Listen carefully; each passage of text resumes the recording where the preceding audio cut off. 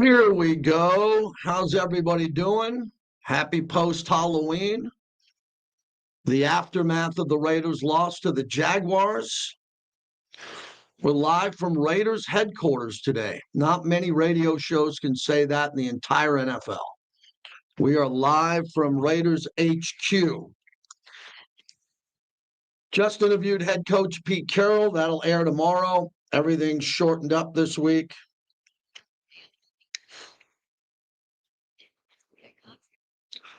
Oh, that was a gut-wrenching loss, man. A gut-wrenching loss. I mean, just absolutely brutal. Brutal.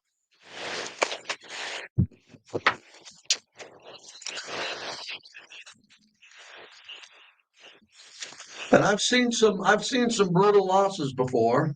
Oh, it's my wife. Excuse me. We are streaming live, so I'll call you. Okay. It was an easy conversation with my wife. That was very easy. Oh, I hate losing, man. I hate losing. Hate it. Yeah.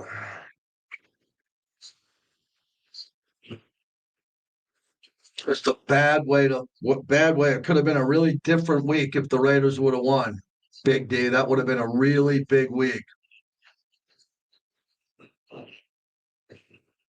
Well, here comes Surfer Bob telling us the big problems that are high up, like Surfer Bob sitting here in the office and he knows Surfer Bob knows everything that's going on. What would you do, Surfer Bob? You'd probably fire everyone, right?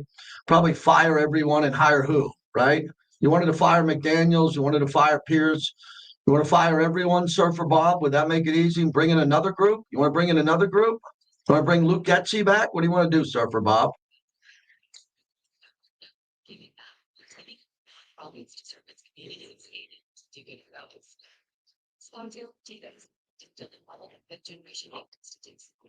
I don't won the game, but there's no shoulda, coulda, wouldas, right, Angelo? No shoulda, coulda, wouldas in radio.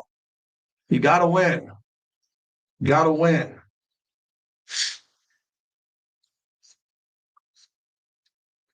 Jeez, Brick. You'll just never be reasonable, Surfer Bob says. Really? Bob, why am I not being reasonable? I think I'm being very reasonable. I'm giving you access to a radio show inside world headquarters of an NFL team. How am I not being reasonable? What can I do to be more reasonable? Yeah, nothing. Crickets. Other than what? Tell the coach that I'd like to quit and hire Surfer Bob to ask the questions, or tell the coach what would you like me to do?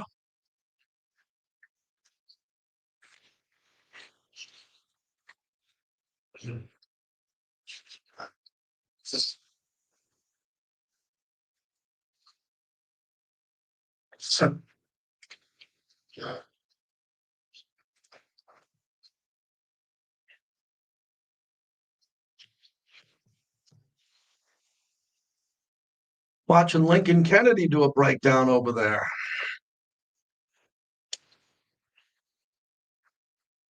Stu Myers, point two. Join me for the story. Hey, Surfer Bob, we have no proof that you're surfing Jaws without photos. It's like I tell the gamblers, show me the ticket. Show me the ticket of you getting out on Jaws and be safe.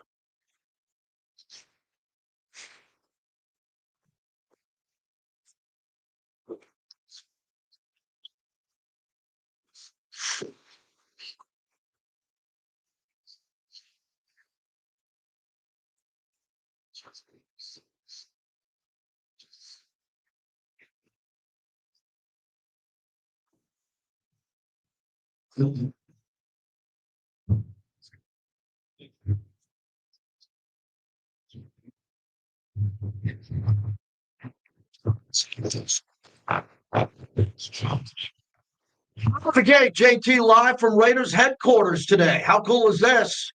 Would have been a lot better with a win. Would have been a lot better with a win. Should have been a win. But I've said that before as I've kicked off shows, the aftermath of the game and the loss to the Jacksonville Jaguars. That goes on the Mount Rushmore of gut punching losses in Vegas.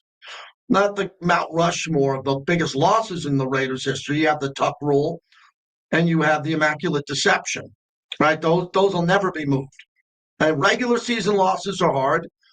Playoff losses are worse. Super Bowl losses are the worst of the worst. Super Bowl 2 and 37. But for a regular season game at Allegiant Stadium, the way the Raiders lost that heartbreaker, I'm kind of in the spin cycle, man. I'm really in the spin cycle. And I could be really optimistic and positive.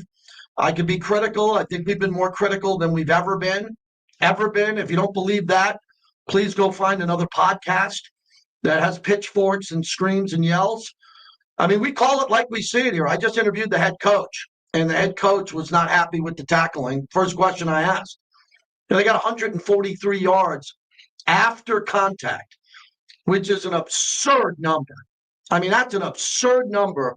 Over 200 yards after contact in the entire game if you had in special teams, missed tackles. Welcome to the show.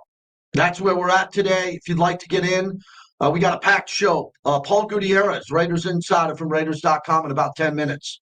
Levi Edwards at 1:30. Sam Munson from the 33rd team at 1 o'clock straight up. And then we'll have, Mark Anderson from the AP. Mark Anderson, who's in the building today asking Pete Carroll questions. But this game is going to come down to a few things that we've never seen before. When I just interviewed Coach Carroll, as I prepared for the interview, I was going to say it's very rare to lose on an extra point miss and a field goal at the end of the half. No, that would be rare. That would be rare. But what was more than rare is a 68-yard field goal was made. After that was made, that's never happened before. So I couldn't say rare. If there's been 2 or 3 68-yard field goals made, I could have said, Coach, it's kind of rare. You miss an extra point and then they hit you for a 68-yarder. It's never happened.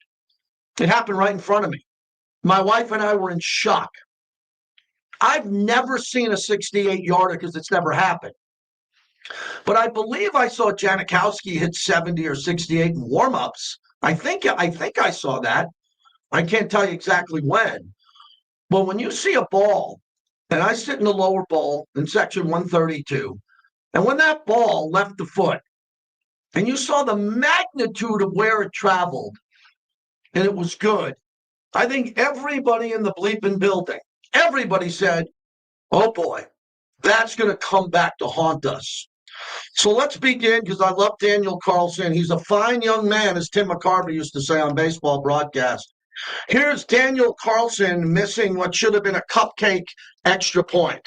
And Daniel Carlson on to add the extra point, and he missed it wide right. He missed it. Daniel Carlson, who's one of the better kickers, but not recently, missed an extra point. And that came back to haunt the Raiders, man. Why does it come back to haunt the Raiders? If the Raiders could have won by 8, 11, 7, 4, no, that came back to haunt them. And you feel for Daniel Carlson on that happening to him. You really do. You feel for him on that. And then let's play the 68-yarder, which turns out it's an NFL historic moment, and it happened in Vegas. Cook puts it down. Little swings the right leg. It is a line drive to the goalpost. And it's a record setter here in Allegiant Stadium. Cam Little breaks the NFL record for longest field goal in an NFL game.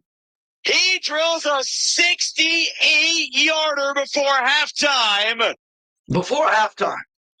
So before halftime, I went into the Twitch lounge. I had my son with me, my oldest son, my wife, a couple of friends who came in for the game. And no one really was paying attention to the 68-yarder in the club with the bottle above. Like, no one's sitting around looking around going, oh my God, you see that? Everyone's getting their drink on. Those who aren't working, everyone's ordering their Modelos. Everyone's ordering their cocktails. And I'm like, whoa, wait a second. It's a 68-yarder. I couldn't believe it. Did I think the Raiders were going to lose at that second? No. Did I think it would come back to haunt them? Absolutely. It's a 4-point swing. The Raiders lost the game by 1 point. That was a 4-point swing. The equivalent, because I talked to my dad about it, equivalent of missing a free throw. You missed the free throw. Ball gets rebounded, thrown to half court, guy hits a 3. That's exactly what that is. No, and I mean a half-court three.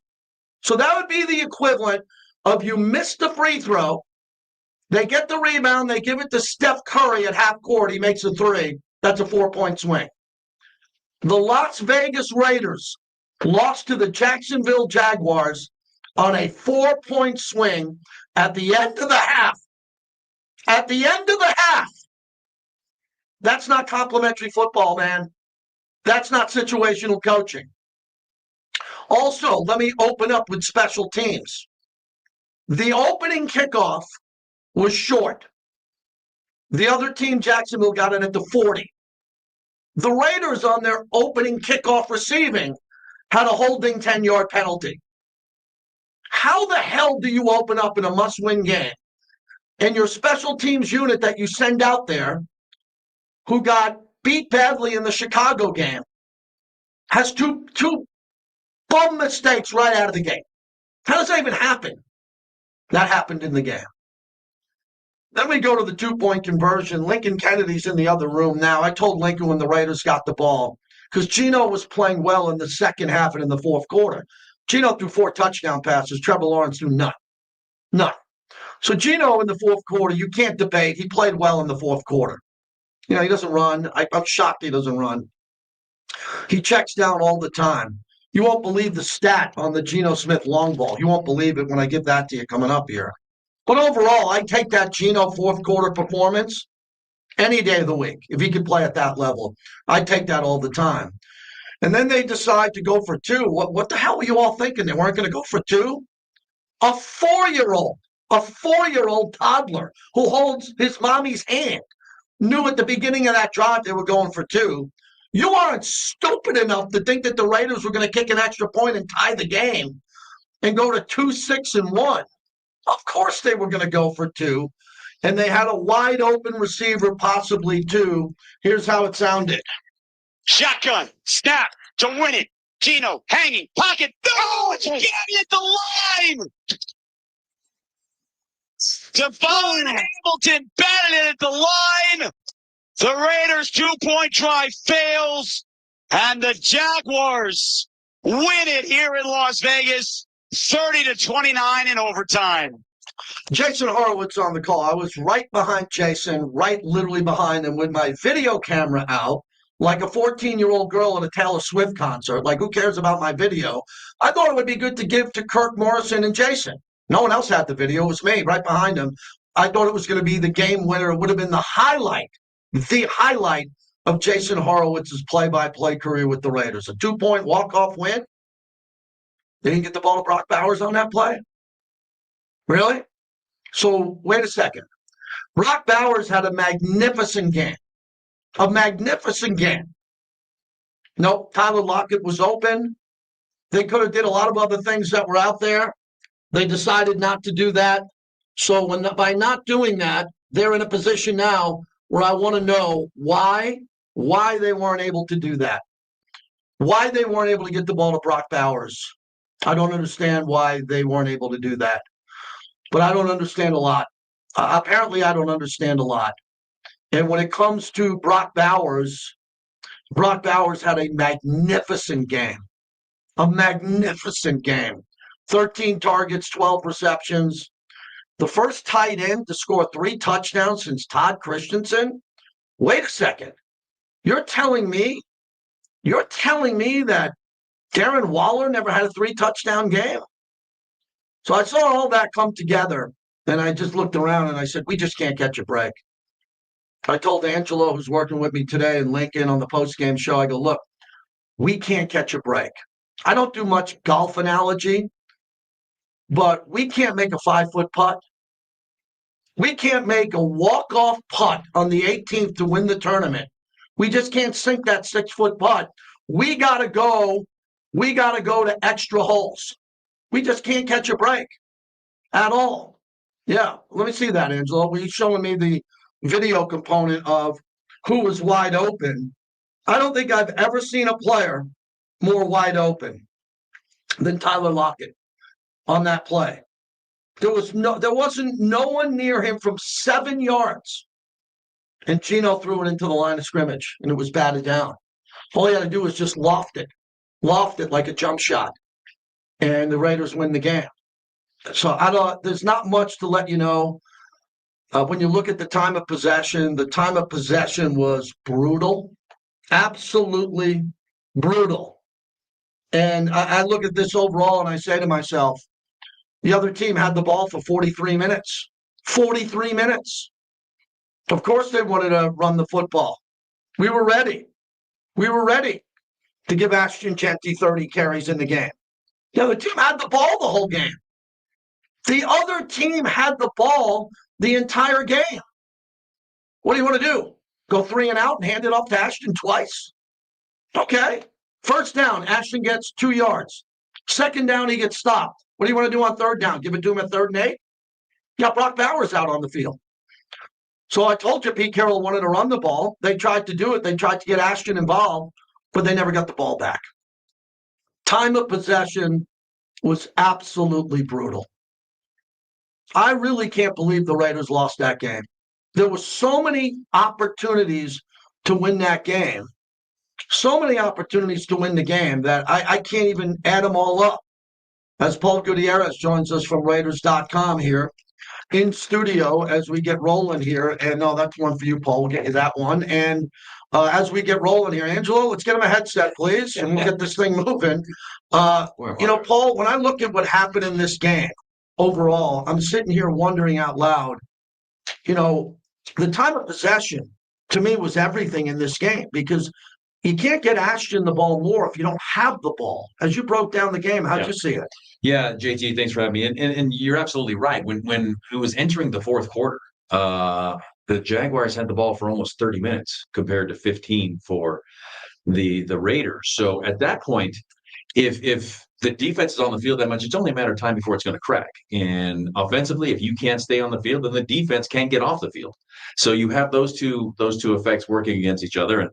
And really, maybe it's not a fair stat to look at it this way, but once the game turned over into the fourth quarter, the defense gave up touchdowns and 3 touchdowns, 2 touchdowns, and a field goal. And you're not going to win games that way. So it all comes down to ball control. It all comes down to what you can do offensively to keep that defense off the field because the defense was playing fairly well until it didn't. And that's pretty much been the case all season long. Why do you think the defense, which is a bend, don't break defense, Max got a sack, but with that particular matchup, as you watched it, do you think Jacksonville's offensive line played really well? Because I didn't see much of Kuntz. Right. Saw a little bit of Butler flash. Tyree Wilson, I wouldn't have noticed if he was sitting next to me in the stands or if he was playing. I didn't see much from him, but I didn't see every play. What's going on with everyone other than Max getting pressure on the quarterback? That's the thing. Is it a scheme thing? Is it a skill thing? And usually the answer is somewhere in between, right? So when guys aren't helping affect the pass rusher, affect the quarterback,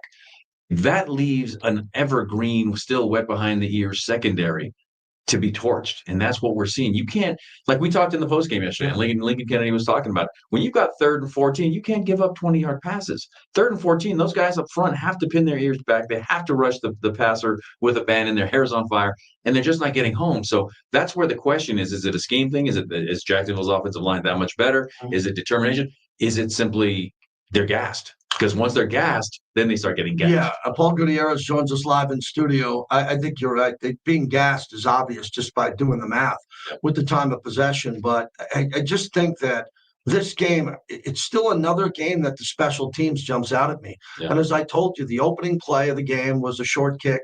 They got it at the 40. And the opening return for the Raiders to start the game, they get a holding penalty and they go back 10 yards. And I'm sitting there going, wait a second. Yeah. Those are mental mistakes, kind of physical mistakes on Carlson. He's trying to get into the landing zone. But then you add up the tackling, the poor tackling. There was 143 yards after contact. Adding in on the special teams went over 209. That's a lot of missed tackles, and that's not indicative of a Pete Carroll team traditionally. Not at all. And then when Pete was asked about it today in the press conference, it would be very easy to say that the lack of tackling and guys leaving their feet too early was because of a byproduct of coming off the bye. He said, well, that's an excuse. Then that's on the coach, and they got to figure it out, fix it going forward.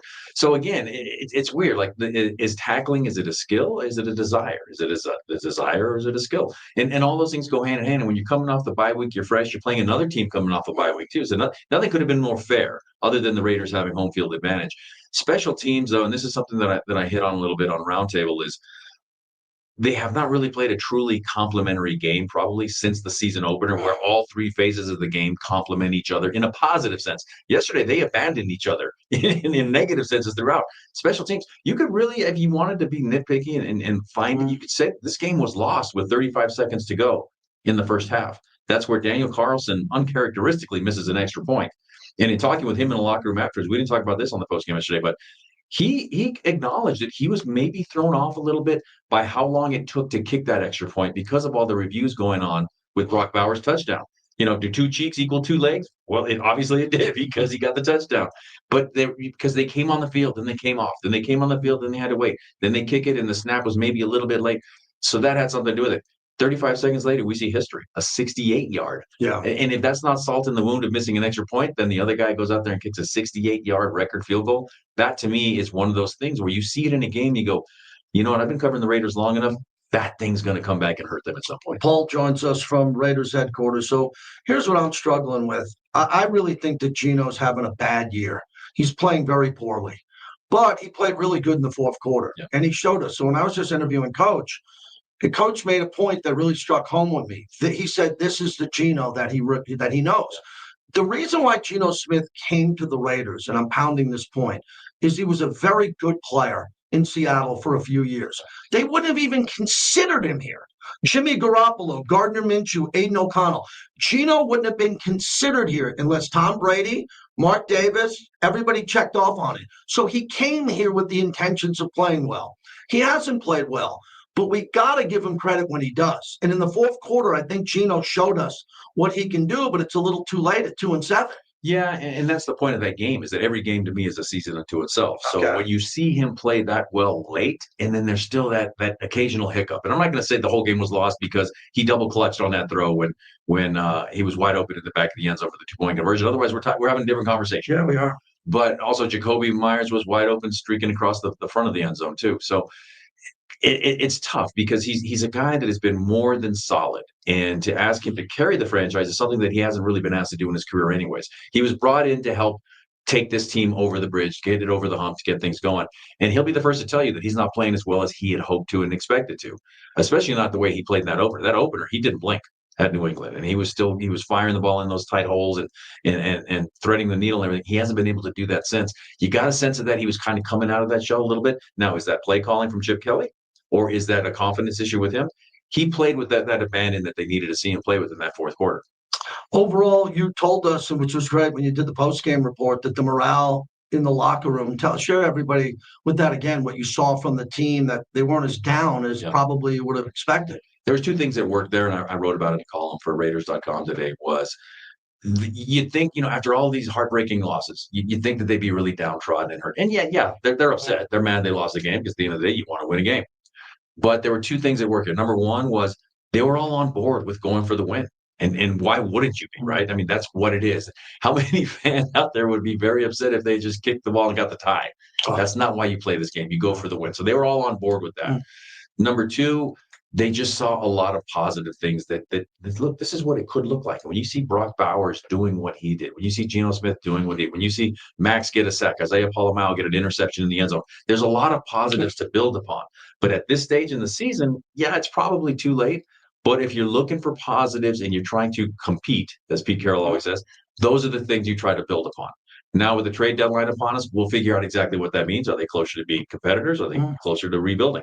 We're going to figure that out. But in that locker room yesterday, it was a sense of, this one got away from us, but you know what? We showed something. And I think because it came off of what they looked like in Kansas City, and it couldn't get much worse than that, if ever, that's the positive that they're trying to hang. Yeah, I think there are some positives, but fans on a Monday just want to win games. And now I'm dealing with fans that want to tank, and no one's ever tanked. No one's ever tried to lose. Right. This team is they have several inactive players that should be playing because they were just drafted. They're not getting any time. I mean, I don't know what Jack Besh was doing yesterday. I know that Dante Thornton was inactive.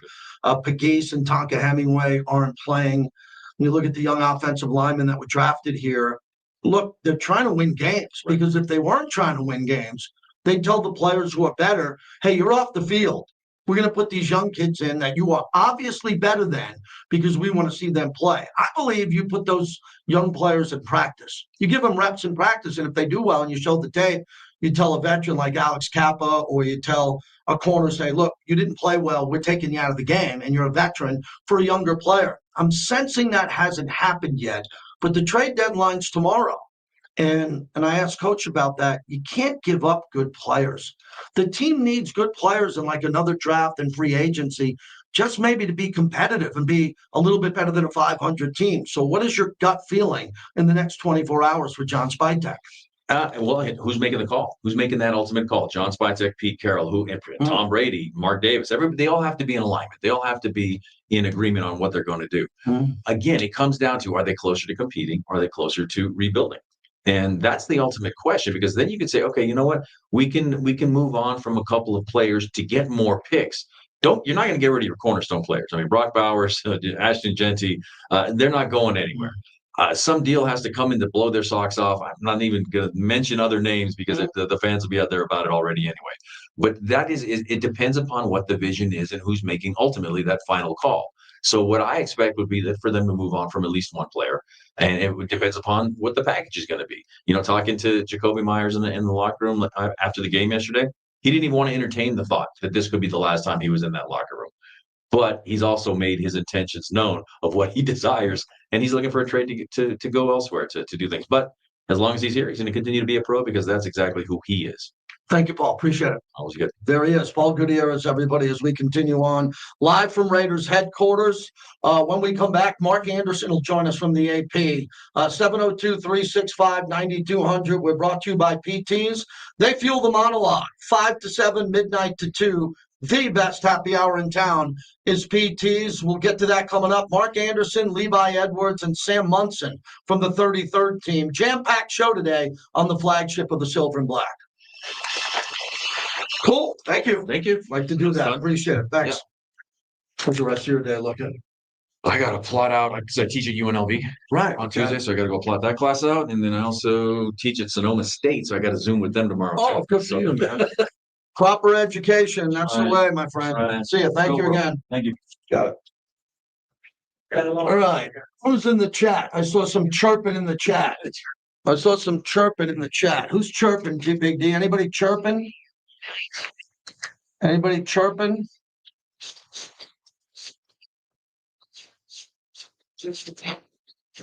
James is grasping for straws. Who's James?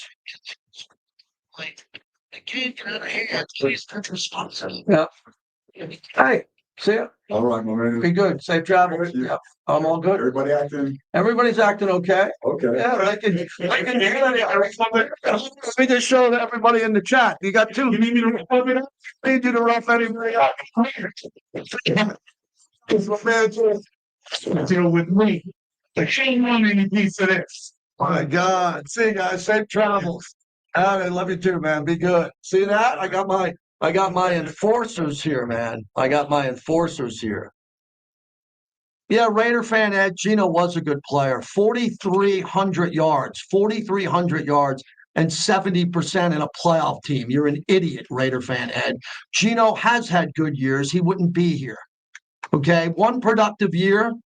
Okay, yeah, 30-plus touchdowns, 70% and 4,300 yards is why he got the job here.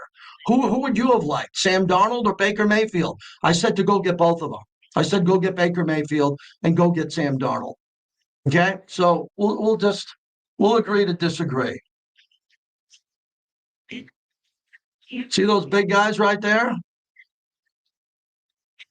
I'm a homer, says Raider fan. So let's just get rid of this guy, Ed, and just ban him for life for being a prick. There you go. Get rid of that prick. Sure. Raiderettes. It's like your first jersey, signed memorabilia, tickets, game, and So sorry about that. What headset? This is for this. Yeah, that's for that. Good.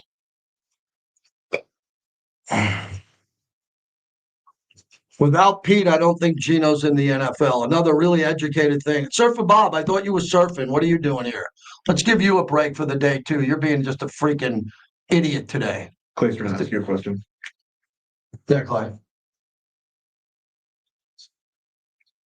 I mean, yeah. Well, let's wait a few minutes. Call him when we go. Yeah.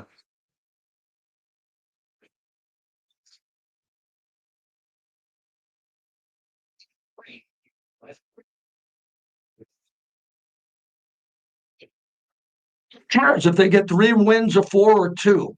And we don't know who if they're going to win a game again. We don't know. We got to play the games. It's amazing. Some of you people don't think they should even play games. You think they should just quit. Like you don't even think they should play a game. What do you want to do? You lose a game, you want to quit and go cry? Fantastic. What are we shopping for? Everything. You got everything. It's a lot for us. So when Corey says, JT, do you think after the Raiders lose this game? Another effing idiot. I'm at Raiders headquarters, and this guy Corey wants me to admit, JT, do you think they're going to win a game? I got some of the dumbest effing people in the world who listen and follow me. I got some of the dumbest people in the world who leave comments. It's amazing. It's amazing. I attract idiots, Angela. I go fishing with bait to catch idiots, and I just reel them in and I throw them in the boat. I fish for idiots.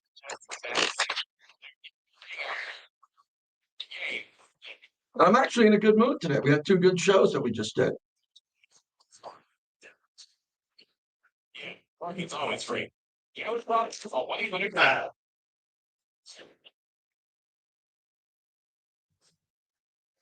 Las Vegas fans just say how much we need to. This contest needs a little bit more as they try to Colorado to take on their AFC West rivals. And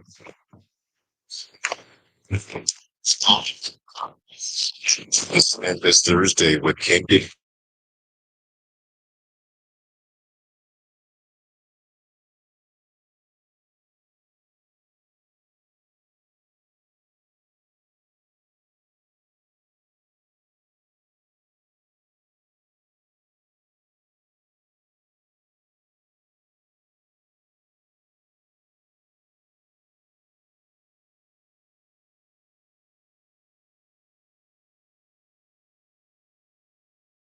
One-handed on his back shoulder. He somehow kicked it goal. They say he's out of bounds, incomplete. Need a replay of that one. Holy cow! That was a line drive zip that he caught it over his shoulder, falling out of bounds, and we are going to get the replay. Oh, that's a touchdown. That's a touchdown. That's absolutely a touchdown.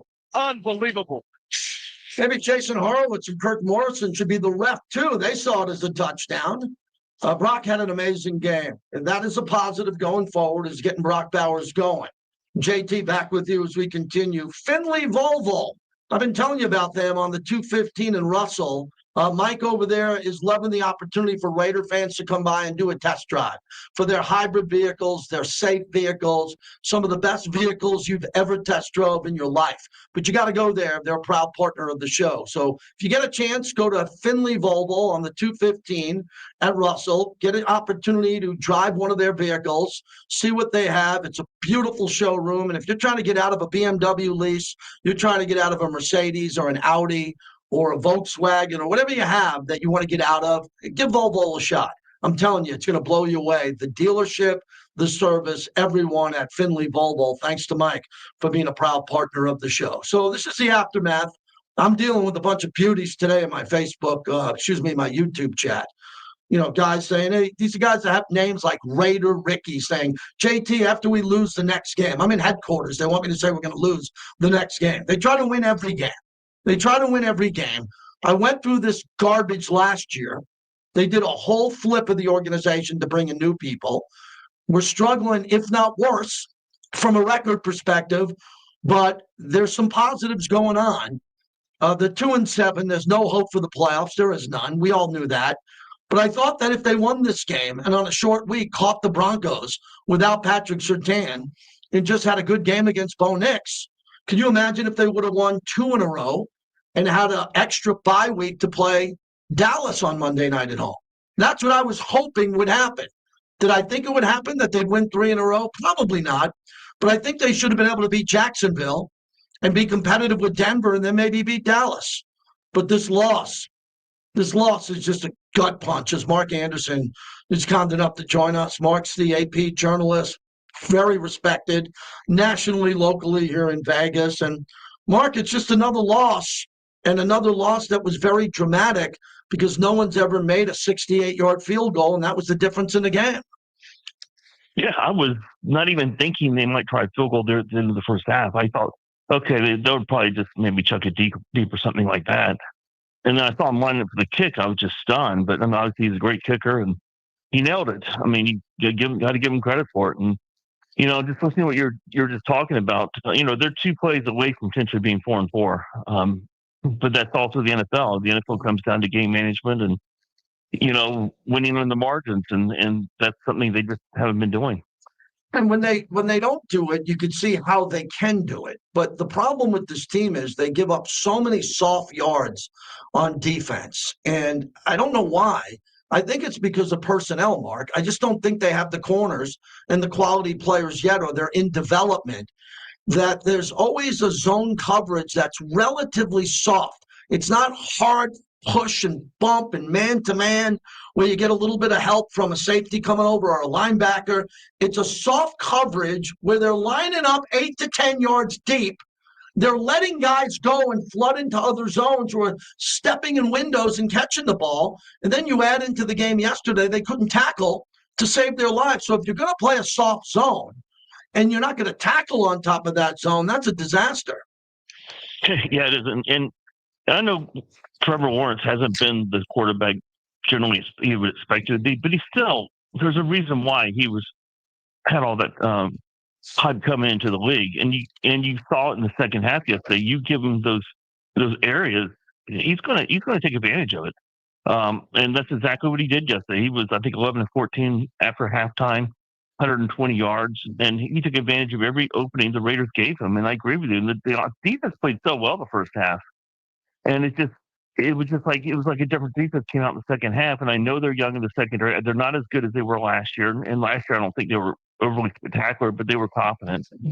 I just don't. I think the players they lost in the offseason, they just haven't really replaced them. Yeah, that's the issue here. There is a report, and look, when you look at some of the rumors that are out there, and there are a lot of rumors that are out there. I'm seeing one on 49ers and NFL News that said Cowboys owner Jerry Jones confirmed on SiriusXM that Dallas is just, they're inquiring about some of the players around the league. I'm sure people are inquiring about Max and Jackson Powers-Johnson and obviously Jacoby Myers and maybe Michael Mayer, who I just saw in the lunchroom 15 minutes before the show. There's nothing wrong with that. This is big boy radio. There's nothing wrong with a GM calling another GM to inquire about a player, right? Well, I'm sure Isaac's doing the same thing. Yeah. You're not doing your job if you're not at least checking to see. I do believe the Raiders management, including Pete, when they say they're not trading Max Crosby. I just don't think they're ever going to do that. But they might try to see what they can get for Jacoby Myers. I mean, if they don't trade him, they'll get a compensatory pick back for him anyway in the offseason with these signs and so on. So they're going to get something back from him. So they got a little bit of leverage from that standpoint. I just don't think this coaching test sold to Jackson Powers-Johnson. Their actions tell you they're not. So if they can get something for him, I can definitely see that happening. So Pete was asked today if he would make a trade that might be a short-term hit but a long-term gain, and he said no. So that tells you what his mindset is. He's still in the mode of we want to win as fast as we can. We're not looking 2 or 3 years down the road. So I think if they do make any moves, it's going to be for what can help them now.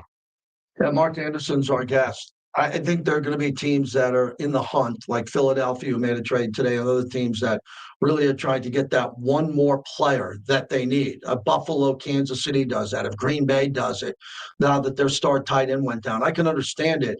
I think it's important for the Raiders as they build for the future. I didn't think this was going to be a rebuild. Not saying it is a rebuild. You always hope they're going to reload.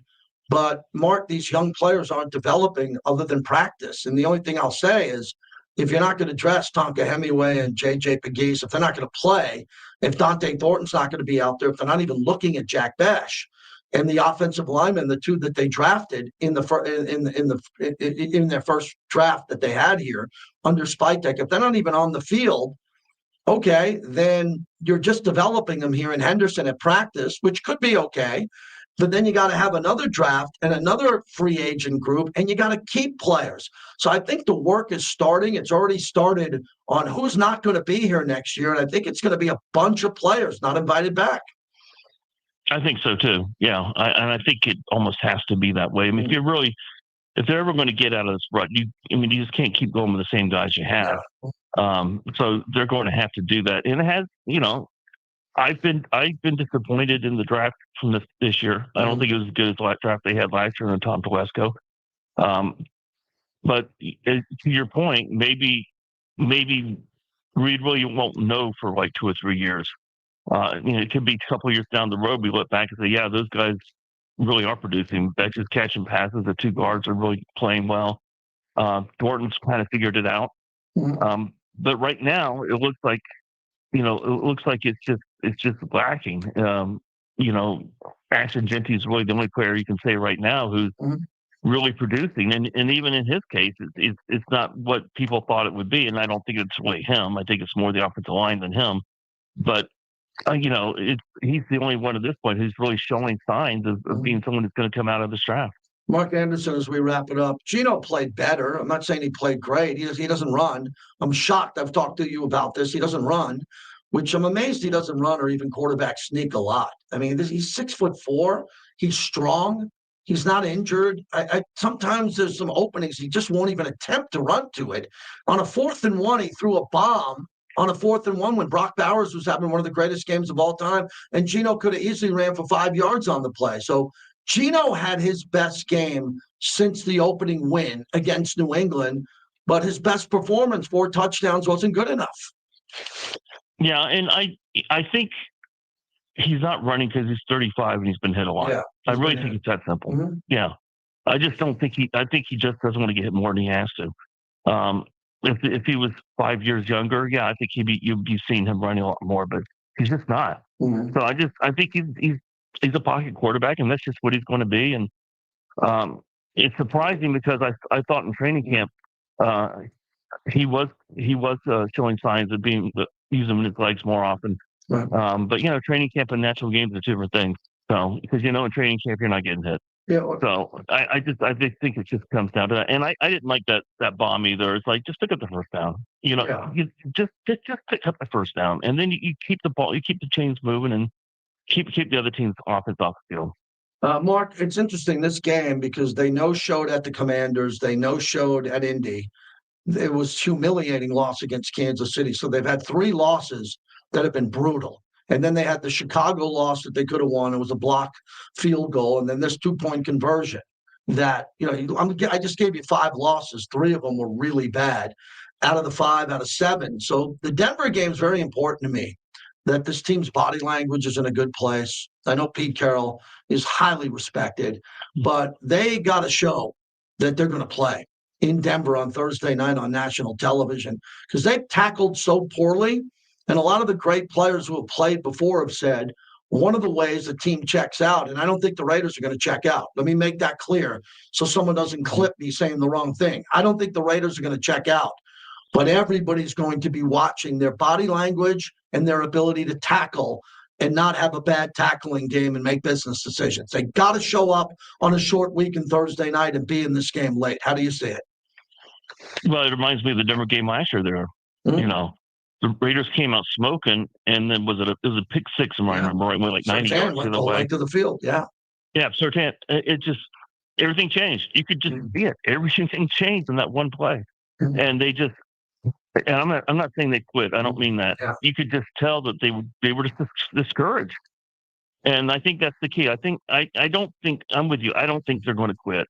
But you can get discouraged, and if they go up to Denver, and Bo Nix, throws a 45-yard touchdown pass, to go into halftime up, 2 possessions or something like that.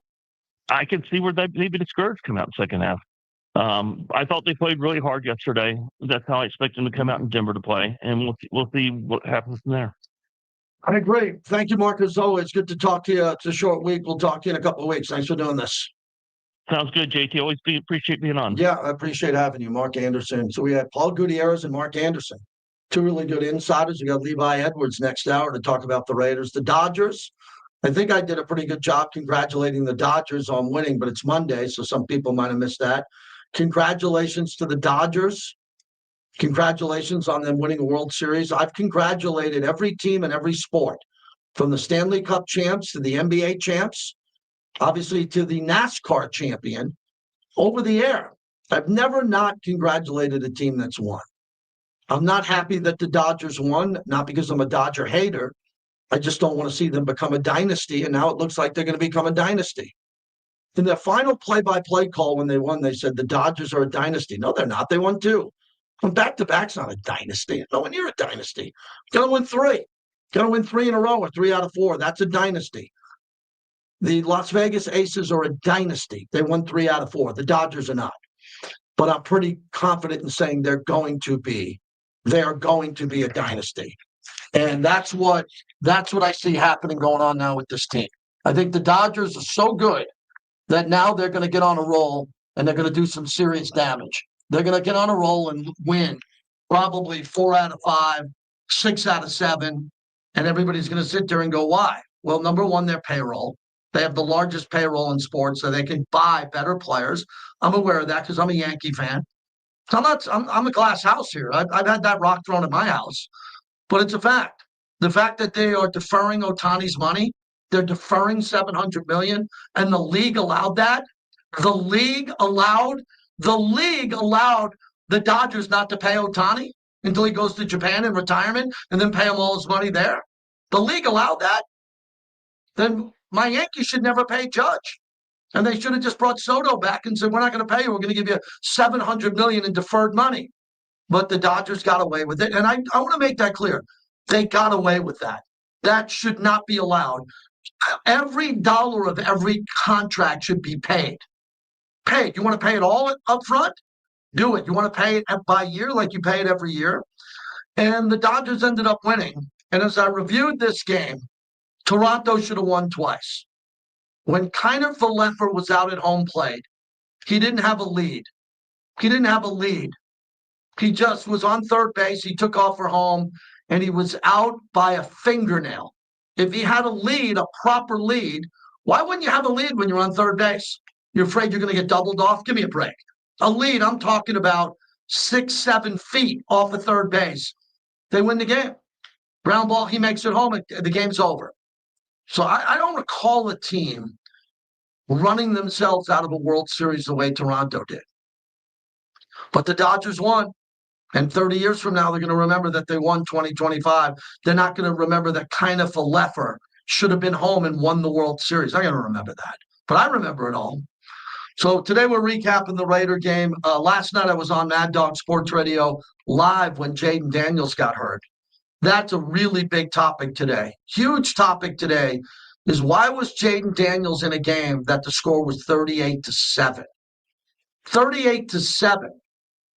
I was critical of Geno being in the games late against the Commanders and Indy, and Pete Carroll told me right in the studio space that they needed more work with Geno, which he was telling you that the Raiders weren't good enough. They needed to keep Geno out there so Geno could get out there and do some work. Jaden Daniels, it looks like his season's over, dislocation in his non-throwing arm elbow. And watching that last night, it was criminal that Dan Quinn had him in that game, down 38-7. It was 28-0. You keep him in the game. Third quarter, fourth quarter, there's 7 minutes to go. You call Jaden Daniels over to the sideline and go, young man, you've already been injured this year and have missed multiple games. We're going to get you out of this game and protect you so we may be able to make a run later in the season.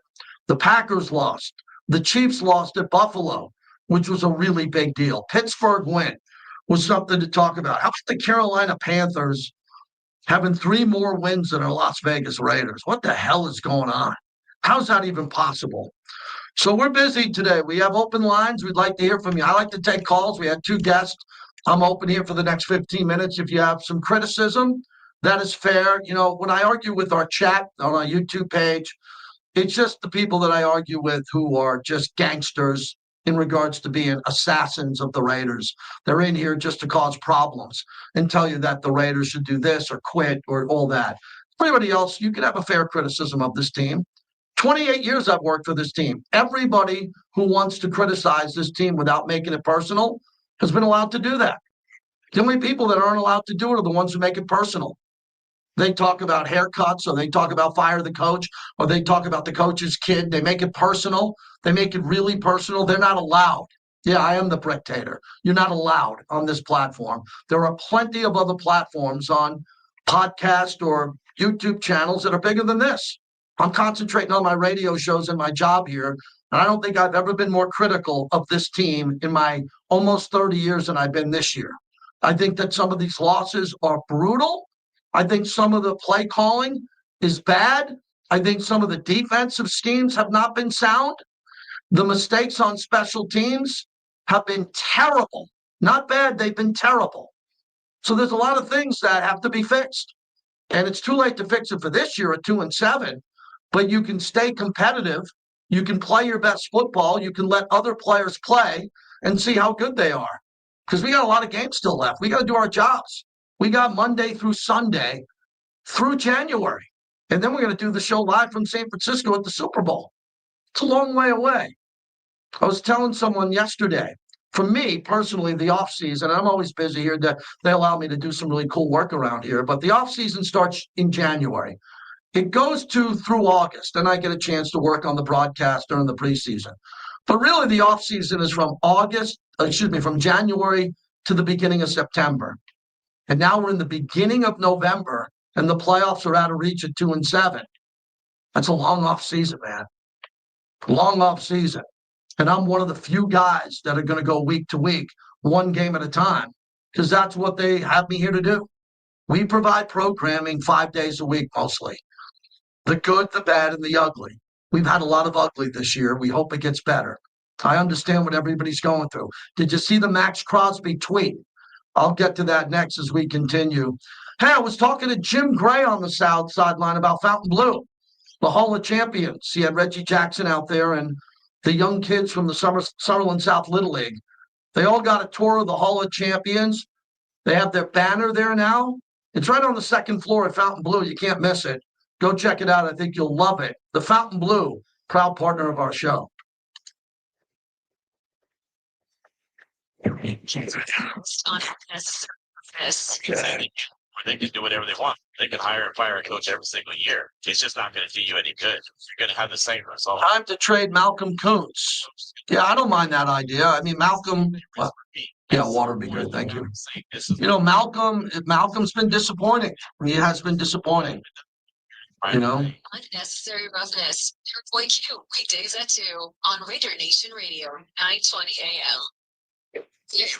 Celebrate Andy, I don't think I'd say it's a 3-year rebuild. This is year 1 with Spytek and Pete Carroll.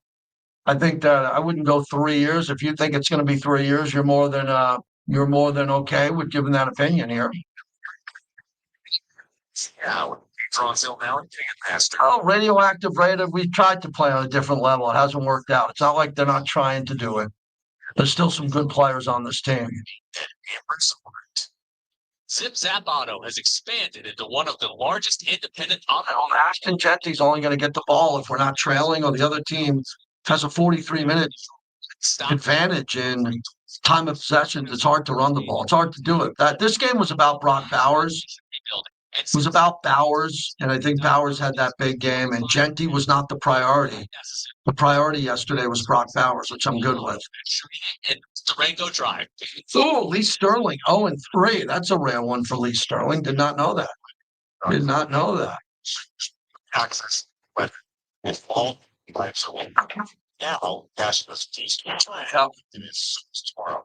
When you need cash, you need it now. So Hydrating, yes. That's tomorrow. LendingStore.com to get the cash you need now. So visit LendingStore. Mammoth was great. Wolfgang Van Halen was really good. Really good. He's a great singer on top of being an elite guitar player. A good show. 9:20 a.m. and on Instagram at Raider Nation Radio 920. And hey, while you're at it, be a part of the show. That's I what think it's Q Meyer's birthday today. Happy birthday to Q. Las Vegas Raiders. At In-N-Out, our hamburgers are made with the highest quality ingredients. Made fresh by hand. Made with a smile to put a smile on your face. Made for special occasions or no occasion at all. With gratitude for every customer we get to serve. Most of all, every hamburger, cheeseburger, and double is made to order just for you.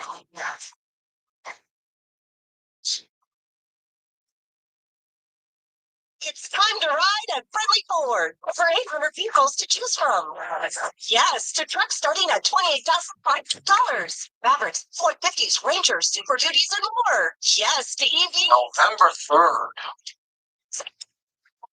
50 Lightnings, 0% finance. 20 days from now, I turn 60. 20 days from now.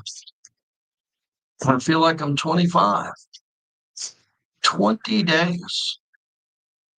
And EA, Eric Allen, turns 60 in 19 days.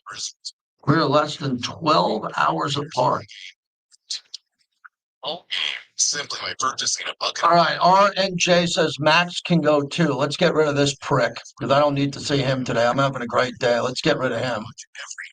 What an idiot. Max needs to go too. What a fucking idiot. They are just idiots lined up today, man. They're just some of the dumbest people I've ever seen in my life. So the loss I thought I'd put some administrators in here to block some of these dopes. was a rich flavor surf style lager, delivering a crisp. Max has got to go too. I'm at world headquarters and he thinks I'm going to sit there and read on my channel. Max needs to go. The strip figures kill all and over 55 less screens. I've been talking to Greg Papa. Greg Papa's fighting. That's all I'll say. It's a personal matter with Greg. I'm not going to share my conversations with Greg Papa. It's a health issue. He's fighting. He's fighting hard. Yeah. Turn around. Yankees destination for those 30 seconds. Yep. Turn on the Las Vegas Strip, man. Here's a recipe. Here. We got Monday night football heads to Texas for the Cowboys and the Cardinals. Cowboys and Cardinals tonight. That does not sound like a very entertaining game. Team coming for Bob. Join me at Hall of Fame quarterback. That's right. Donkey fans can be here. We want more fans. I want to have 20,000 subscribers, man. I don't want to talk Raiders every day. I'm talking Raiders today out of necessity. I want to talk about other sports too. 872, your workhorse solution.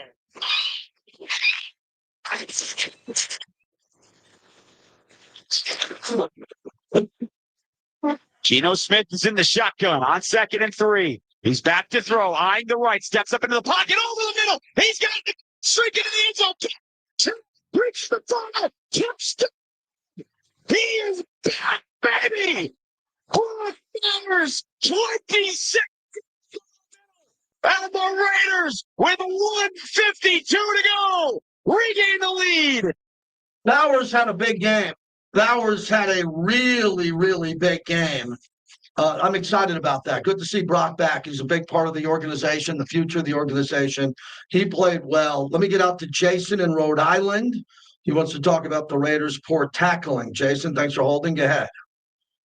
Good afternoon, JT. How are you doing? I'm doing okay. Thanks.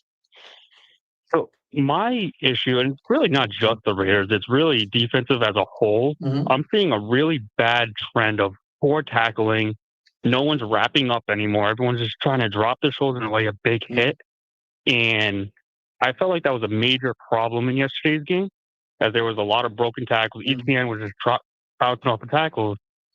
And as NFL is going, and I know it's not like as practiced as much, but I feel like when you can't do the stuff that should be natural, it makes it hard to win games.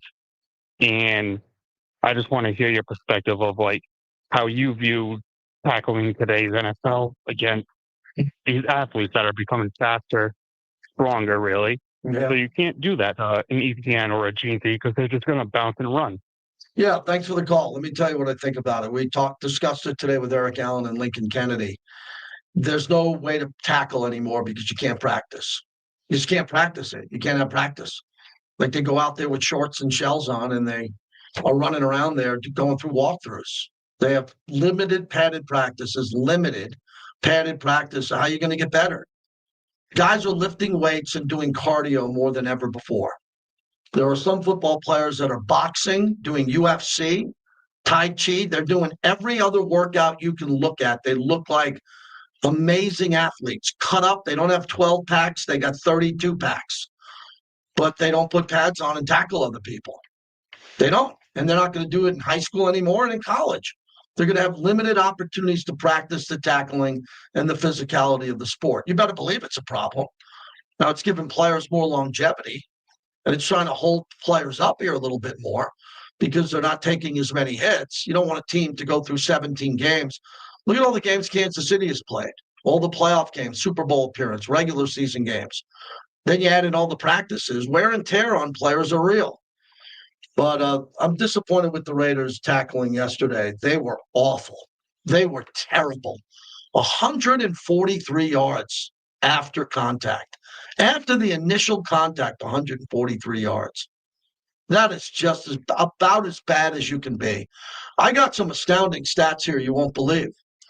But Pete Carroll is optimistic on some things that are working well. And if Geno played every game the rest of his career here and had 4 touchdowns and 1 interception, I'd take that right now, every day. Guys are going to throw interceptions. Everyone does. But Geno had 4 touchdowns in the game, and a couple of those throws were really good. Under pressure and duress, and he got the ball out to the right guy in the right spot. Maybe the Raiders can build on that. Got a chance to hang out with Tommy White yesterday. I always go see Tommy before the start of every game. The local 872 laborers building the city on time and on budget. Tommy has a tremendous group of people he works with that do everything correctly. And if you want to learn more about it, we continue to talk about it. Go find the local 872 and what they do, from apprenticeships to internships to the opportunity to be a part of one of the best teams out there. Thanks to Tommy White and the local 872. We got Sam Munson coming up. He's a great guest, and then Levi Edwards. Philadelphia Sunday NFL football as the Falcons take on the Colts in Berlin, Germany at 6:30 in the morning on Raider Nation Radio 920 AM. Brought to you by the Richard Harris Law Firm. Just in case, call 444-44-4. What's happening? It's Q Myers, your boy Q. Join me for Unnecessary Roughness at Silver Sevens, where they love locals with great drink specials, plus all the NFL action. It's every Monday. Me live at Silver Sevens. First 20 listeners, you get your first beer free. It's JT for the Black Hole, home to football's most Braves fans. The Black Hole Fan Store is now open Fridays through Sundays inside the world-famous Golden Nugget Resort Casino on Fremont Street. This isn't just a store, it's even a Black Hole Fan Store. One-of-a-kind apparel and merchandise created by the fans for the fans. And Black Hole members save 20%. Join now at blackhole.com. Once a member, always a member. This is JT the Brick for Raider Nation Radio for MRIDE, the preferred shuttle provider of Allegiant Stadium. Ride like a pro, round trip to your favorite events at Allegiant Stadium. No more hassle parking, sitting in traffic, or waiting in long taxi or rideshare lines. MRIDE it, and you'll get in and out quickly. Go to MRIDE.com to book your ride today. Use promo code BRICK for 10% off. That's MRIDE.com, promo code BRICK. Chevy trucks have you covered when the road takes you from smooth sailing to Chevy Colorado will eat up some of the toughest terrains with 5 available drive modes. And Silverado and Silverado HD have the muscle to take you out for some serious. With multiple engine options and impressive towing, well, Silverado EV is the perfect combo of performance and capability, making it a skill to hit up this electric truck and hit the road, wherever the road leads. Chevy trucks are right there with you. See for Southern Nevada Chevy News.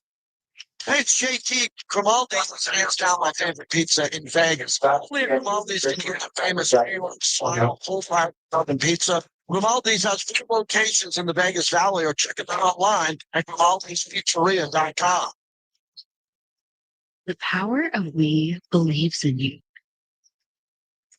and advocates for you. How's the positivity today, everybody? Oh, Clay, what's going on with you? How was your show today?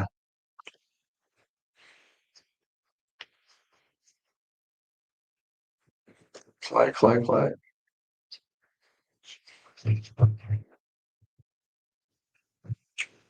you hear me, Clay? Clay, are you hearing me in the talkback? Clay, are you hearing me in the talkback? Oh, okay.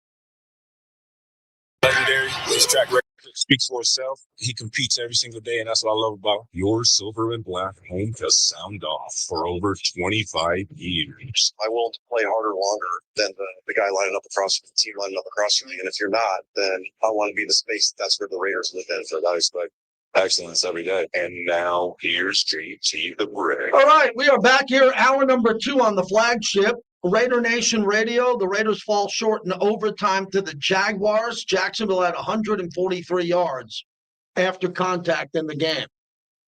If you're watching on YouTube, we appreciate that. If you're in Vegas, Raiders Roundtable airs right now on Fox 5 at this time every Monday, along with Eric Allen and Lincoln Kennedy.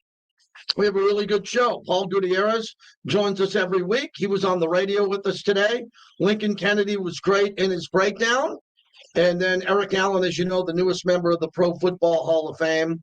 He is always good, too. So that is airing as we speak, and we open up the show here. And I'd like to hear from you on your reaction from the game and what you think has to happen going forward. So there's a lot going on here today.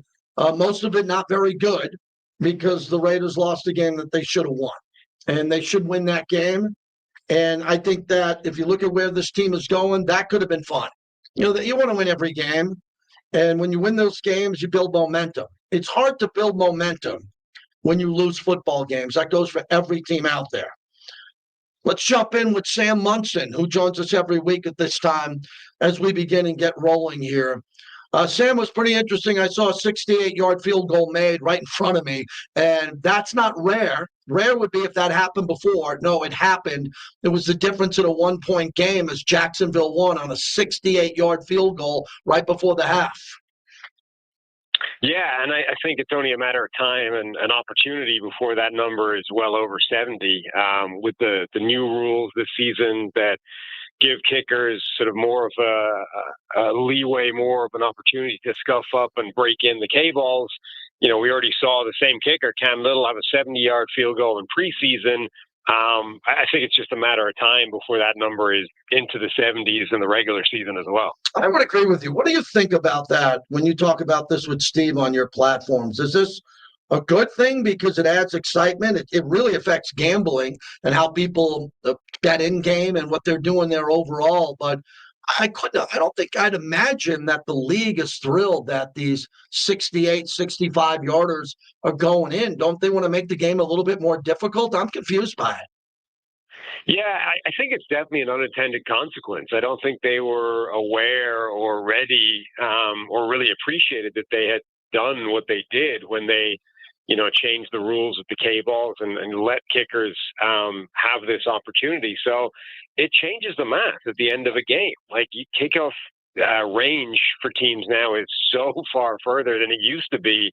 And that changes everything about end of game situations. It changes everything that teams thought they knew for years, because all of a sudden you barely need to get to midfield to be in field goal range for at least a shot at tying or winning a game late on. So it does, I think, fundamentally change everything. I think it's a little too soon to know whether it's a good or a bad thing, because ultimately that might actually change behavior for the good, right? It might mean that you're more inclined to go for it on fourth down late in the game, because you know that you barely need to give them, any kind of yardage to get forward and have a chance at the kick. So it might be a net positive. It might be a net negative. I think it's a little too soon to know. Yeah, that's a great way to say that. The Bears win on a missed tackle, on a broken tackle, and when the Bengals clearly were looking to win that game and close it out. That could do a lot for the Chicago Bears. Not only did they pick up their 5th win, but they're 3-2 on the road now, and everything that Ben Johnson has coached in fundamentals and complementary football is kind of coming together. Yeah, I mean, a huge win for them generally. Their offense obviously caught fire against this Bengals defense, which has been a get-right spot for pretty much everybody. Such a strange game. I mean, not one iota of defense was played on either side of the ball. Both teams just did not show up from a defensive point of view, and absolutely bizarre, crazy finish to the game. But yeah, a huge win for Chicago, because the rest of that division, Green Bay dropped a game, Detroit drops a game, Minnesota obviously getting that one. So an important win for the Bears to stay in the thick of it. Well, I thought Minnesota's loss, and I'm going to be watching that game back later tomorrow, to win that game the way they did and to hold the Lions to 3 points in the third quarter, 10 overall in the second half of that game. Was that more about J.J. McCarthy managing the game, or the defense and the way the defense got after Jared Goff? No, I think it was both. J.J. McCarthy was really impressive, particularly early in the game. I mean, the first quarter, he was really dialed in. I know his numbers were not spectacular in terms of overall production, but there were some big plays he had that, weren't complete. He put the ball in Jordan Addison's hands in the end zone. Addison wasn't able to come down with it, with an absolutely great pass early in the game. McCarthy looked really good. But then also, Minnesota's defense was a huge bounce back game for them. They had been really lit up for a couple of games and looked like they were kind of in trouble. But against Detroit, who had their number for a few years now, they did really well. They got after Jared Goff. They caused them all kinds of problems. They forced some turnovers. So really, I mean, a full team win for Minnesota. Well, I picked the Packers to win the NFC and go to the Super Bowl. I felt really good about that, but they have a tie on their schedule and a loss at home to the Panthers. I've been doing this a long time. It is hard to win a Super Bowl with a tie and a loss at home to the Panthers, but maybe I got to throw more respect on Carolina with their 5th win, the same amount as the Packers have, and the Packers sustained a big injury to one of their star players. They did, yeah. That's obviously a big blow for them. Carolina's losses this year have come when they've turned the ball over and put themselves, behind the 8 ball from a game script situation. When they're playing in a tight game, they've done pretty well this year. I think that was the case in this game. Jordan Love had a couple of confusing meltdown type of plays that he's generally avoided or that he hasn't had a ton of. But the closer this game stayed, the more it stayed a close game. Carolina felt like they were just sort of tightening the screws, and the Packers were not able to snap out of the kind of malaise that they were stuck in. So I think credit to Carolina. Their defense is pretty good. It is pretty feisty. Their offense has got some playmakers. Rico Dowdle looks fantastic since he's come back into the starting lineup.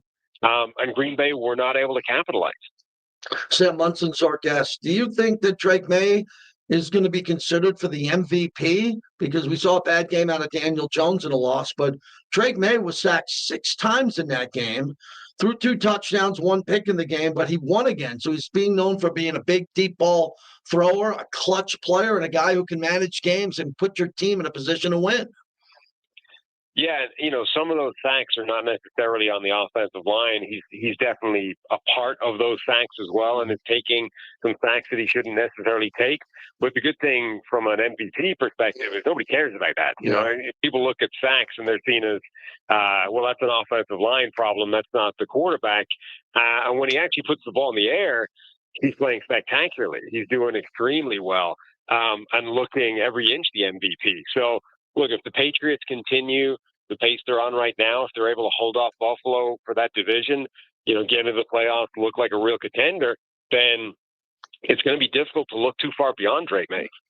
Sam Munson, as we wrap it up, the Broncos, even when they've lost, they've been really dramatic on that leverage play in Indianapolis, and they beat the Texans 18-15 on a final walk-off field goal. I don't know what it is to say about them. I'm going to see them Thursday night against Las Vegas. They just find ways to win. I think they are well-coached, complementary football. They're balanced really well, but they have some bizarre wins, and how they're getting it done. A win's a win, and the Broncos have got 7 of them. Yeah, and they have an elite defense. 2 elite defenses in that game. Actually, both of them did a fantastic job. Denver, they've got the best pass rush in the NFL. Even without Surtain on the back end, they've got more than enough cover guys to play really well. And, Houston was not able to get too much going. And then Denver's offense is just, they're kind of frustrating. They have talent. Guys are open consistently. And Bo Nix is not able to hit them all the time. Mm-hmm. Sometimes he's overthrowing, sometimes he's underthrowing, but he's just not able to consistently take advantage of the receivers that they have and the playmakers that he's got. And then late in the game, for some reason, every time they're in a bind, every time they're in a pinch, Bo Nix kind of takes over scrambling and makes plays with his legs. Finally, Sam, I'm always careful not to be a Monday morning quarterback, but I'm one of the few guys nationally who are on the radio Sunday night. That's where I start my Sunday nights on Mad Dog on Sirius XM, and I'm on last night. And the second I crack the air, that injury happens with Jaden Daniels. If I was on an hour earlier, I'm positive I would have said get him out of the game at 38-7. I'm positive I would have said that. But I wasn't going to do it at that point because I started the show and I'm kind of setting my monologue up and I'm getting through it and he goes down. This is the classic example why you and I have podcasts and shows, because we're critical and we have to have opinions on that. Looking back on Daniels being in that game down 38-7, was that reckless considering he was injured a bunch earlier this year, or the right thing to do to keep him in? Yeah, it's tough because it's always easy after the fact. Yes.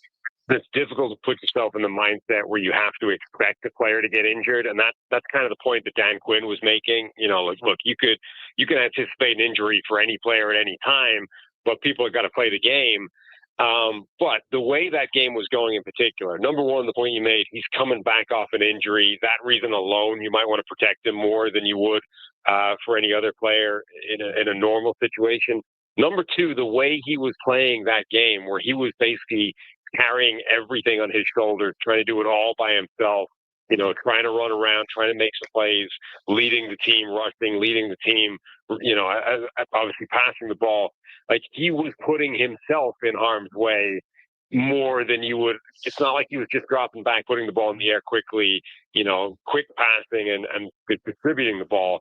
He was exposing himself to injury, to hit, to risk. And I think for that reason alone, you could say, look, this is a guy that's taking more risks than we're comfortable with at this point. Let's get him out of the game and put Marcus Mariota in there. So, yeah, I think you can always revisit this and say, he should have taken him out. But I think specifically because of the way Daniels was playing, I think you can definitely say it's not just hindsight to say he probably should have been out of the game. Sam, where can everyone find you and what you're doing with Steve on the trade deadline tracker? I know you got contacts all around the league as you're waiting for breaking news. Yeah, Check the Mic is the podcast name. Anywhere you get your podcast, or on YouTube, and then the 33rd Team has you all covered for everything. Thank you, Sam. Talk to you next week. All the best. Anytime. Take it easy. Sam Munson from the 33rd Team does a great job. We have him on right here in the slot every week for that reason. And, I want to get into a little bit of this with Raider Nation on the trade deadline. But first, we have Pete Carroll's presser. So I interviewed Pete today, head coach Pete Carroll, after this press conference. So Coach Carroll did this, then he came into the studio where I am for about 10 minutes, and we spent more time talking about Denver. Pete Carroll will do that later in the week. But here's Pete Carroll from earlier today coming off the loss to the Jacksonville Jaguars. Try to come out of the game fairly healthy. We'll see how we go. It's a short week. We got to figure that out. Got some guys got banged a little bit, but nobody's out of the game at this point. Green Vance, Tristan McCollum, and Derek Warner all got on the field yesterday. Based on your film review, how did the youngsters come out of They that? did all right. You saw Darren got probably tested more than anybody. He had a couple balls thrown on him, but he played well all in all, and tackled pretty well. Had a couple good hits. Everybody kind of shared the misses yesterday. Grady hung on. He had one big route that got on him that he had a chance to stop. And Tristan played all right too. In Kansas City, when there was a 80% pass to run early, you had mentioned the game got away. That obviously is why that happened. But yesterday, early in the second half, it was 21 passes to 8 rushes by Ashley. Does that concern you, or is it much to do about nothing? No, that doesn't concern me. We in the first half we scored 6 points. And in the second half we did pretty well.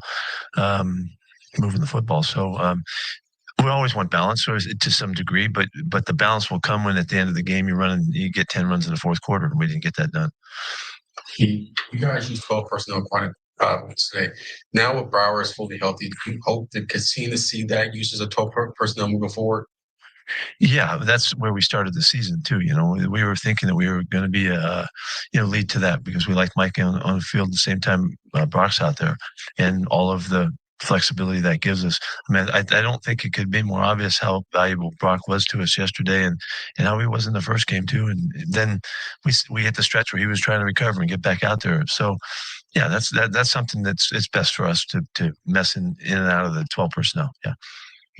Mess. I don't put the mess part of it, but Second half, including overtime, Gino was 15-19, 3 touchdowns, was distributing the ball.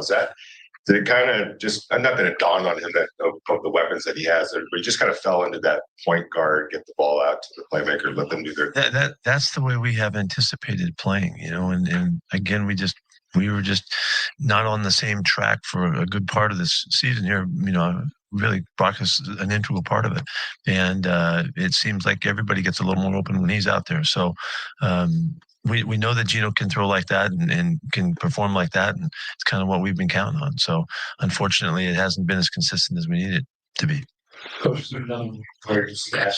making these plays in open space, making guys miss. How much of an emphasis is it for you and Schiff to continue to play him? We just have to keep getting the ball out there. We had him out a lot, and the ball went downfield and all that. It is part of our thinking. Yeah, it's not something we need to all of a sudden realize. He needs to get the ball out on the edge.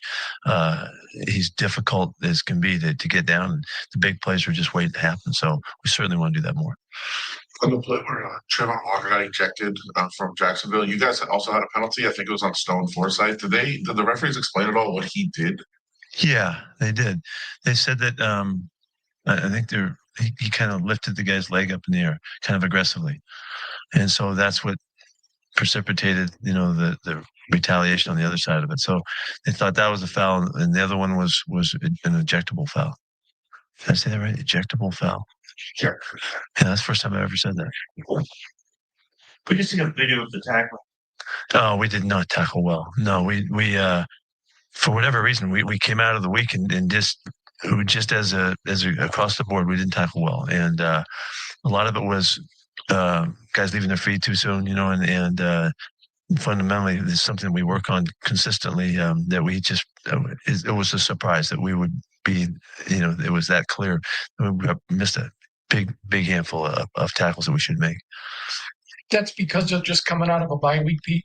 I think it's an excuse to say that. We as coaches got to get them right. That's it. We just got to make sure they're ready to go. Pete, in your years going against Sean Payton back when he was in Seattle and he was in New Orleans, just what stood out to you what stood out to you as a coach, and what made him such a tough opponent to go? He's a really, really good football coach. I don't know where he considers his start, but all the way back to Parcells is where I know he was influenced a great deal. That he's always been a a really well-schooled group that he coaches.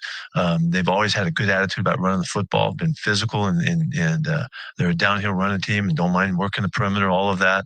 I think and you think of all the years with Drew Brees, you think of him as a passing guy, but they weren't when you played against them. They were always had a real good conscience about running the football. So he's got really good mix, and he, as we've seen for years, utilizes personnel in unique ways, that fits their style and their makeup.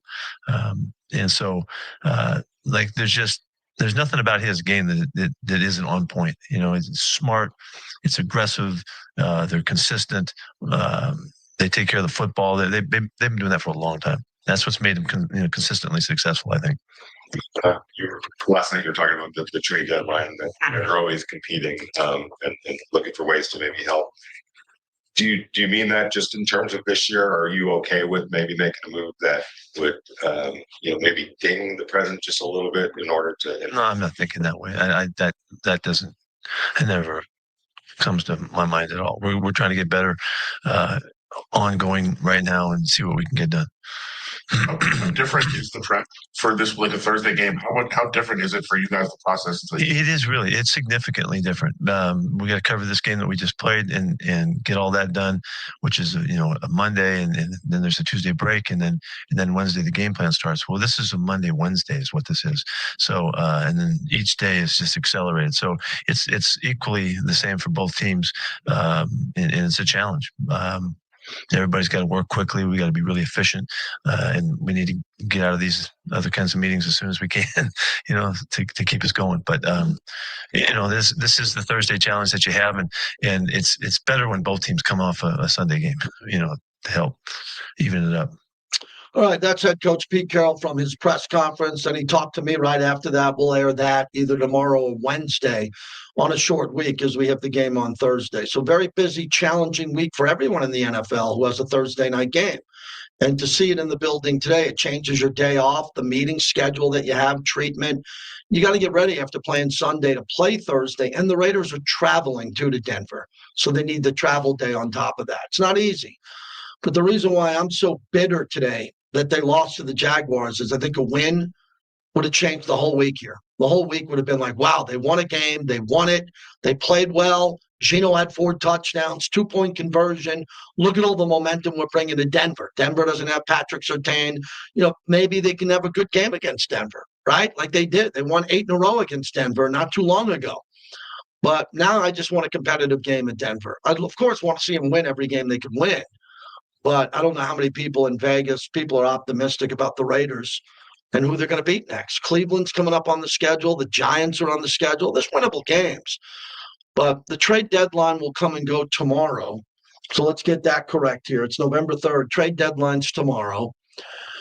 I don't have a feeling about it. Some people say, I got a bad feeling, man. I got a bad feeling about this.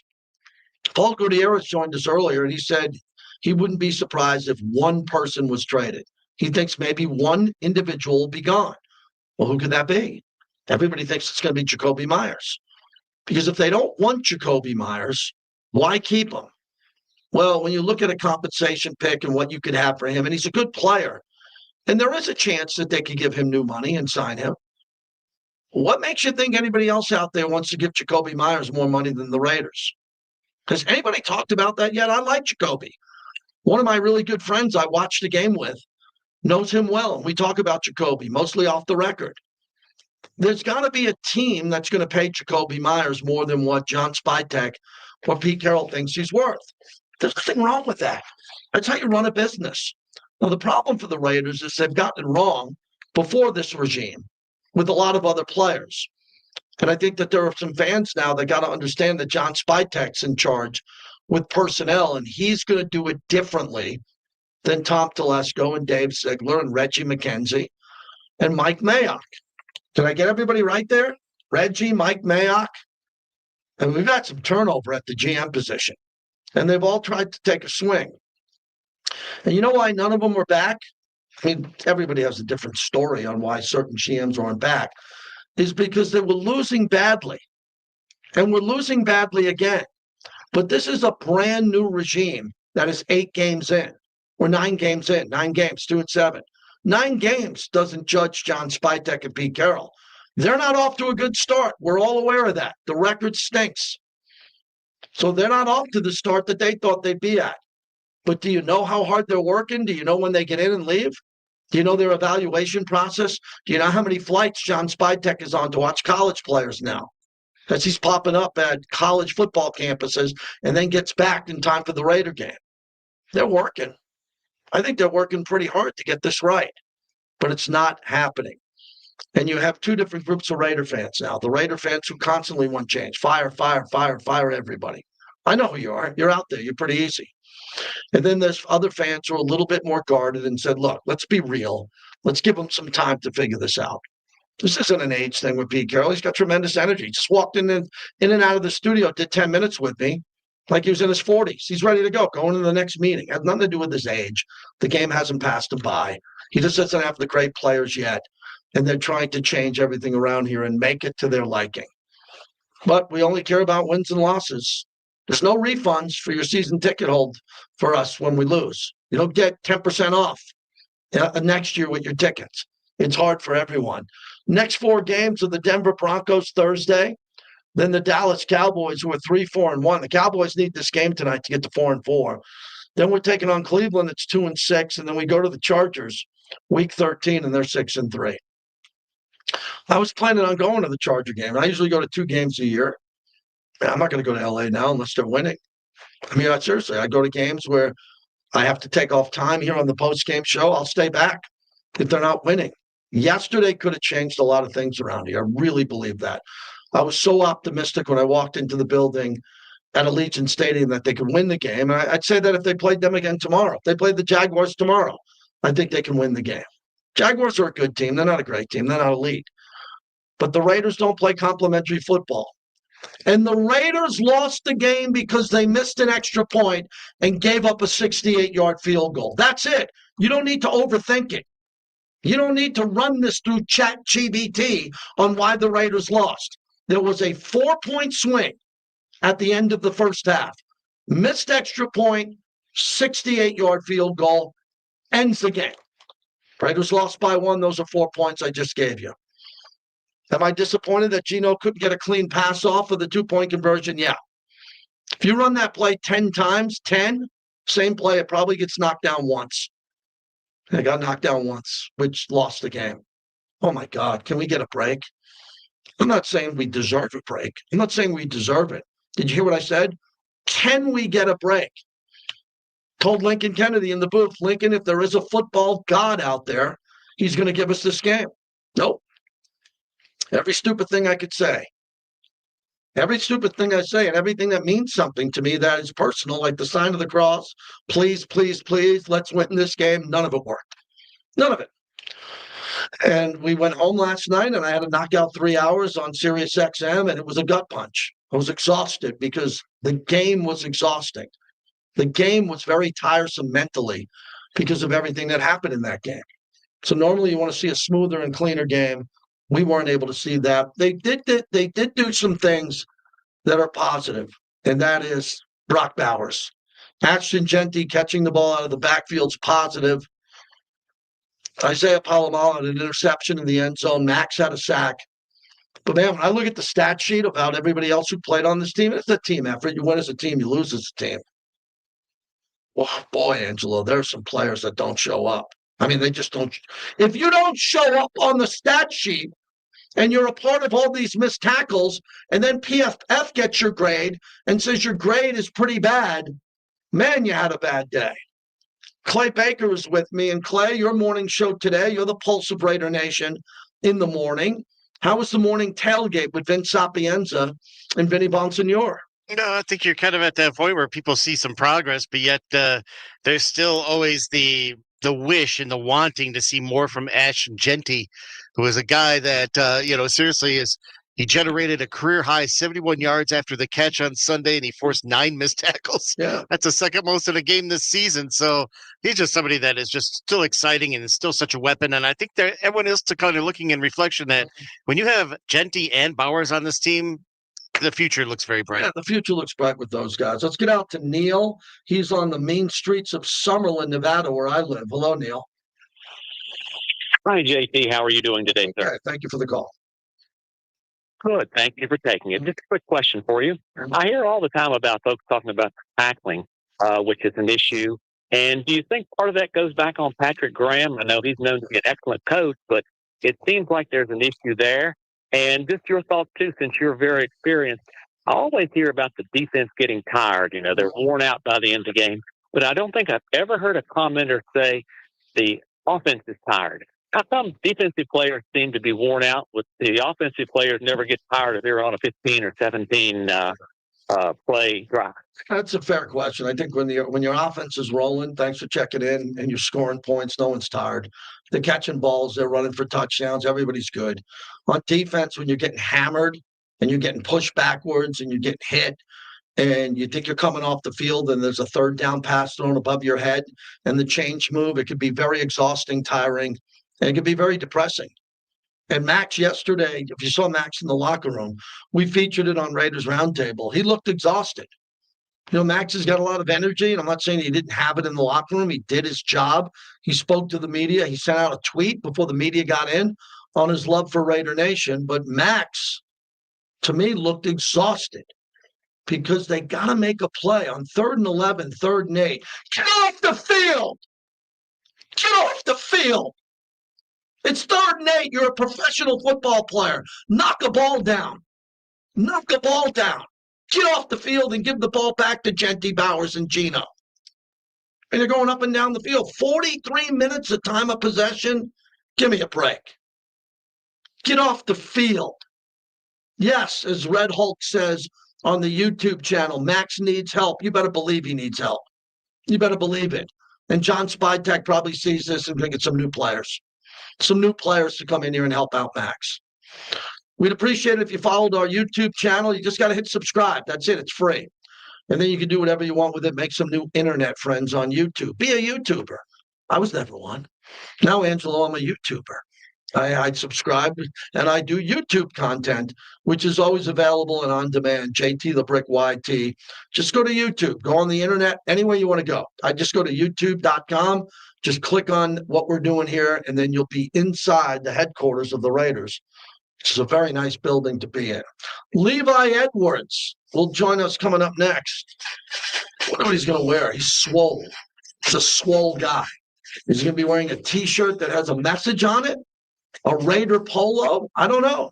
Levi's coming in. Sometimes he sends a message on his shirt. Very cryptic. He'll send something on his shirt. There'll be a direct sign to Raider Nation. We're brought to you by Boyd Gaming. Locals, locals, locals. All right, we got Levi next, and we're almost done.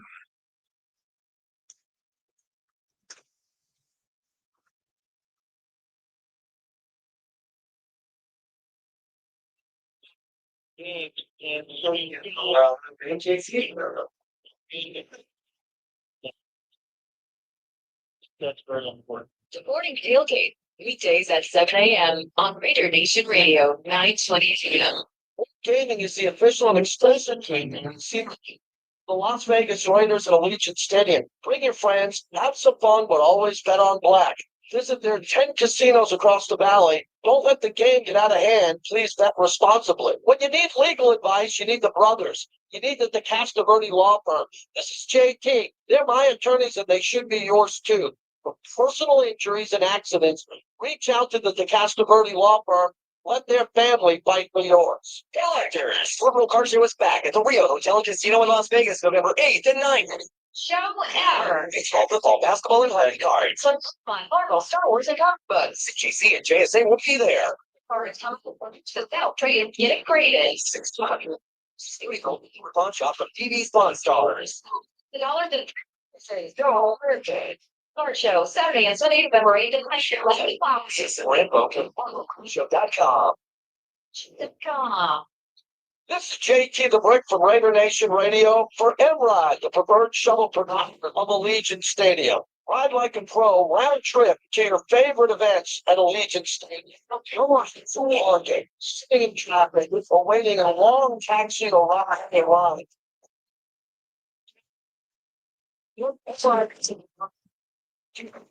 All right. Levi's coming in. Let's get the Levi studio set up.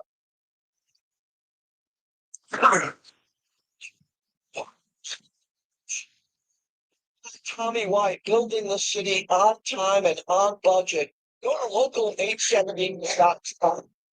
About the ships, career paths, all the public work zones, and the schedules that are happening here in our valley. Proud to be associated with the 872, proud partners in my show and Raider Nation Radio. It's JT. Grimaldi's is hands down my favorite pizza. Simply at Grimaldi's can eat their famous New York style coal fire pickup of pizza. Grimaldi's has 4 locations in the Vegas Valley, or check it out online at Grimaldi'sPizzeria.com.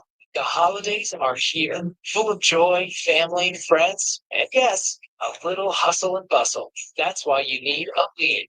Between cooking, shopping, and all those extra errands, aches and pains can sneak in.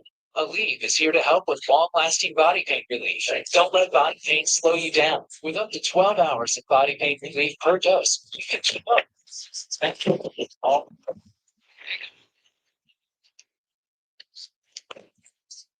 Okay, Levi's coming up. We'll get Levi right here.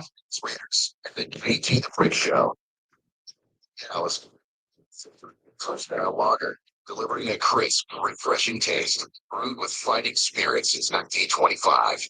The Vegas Golden Knights are back.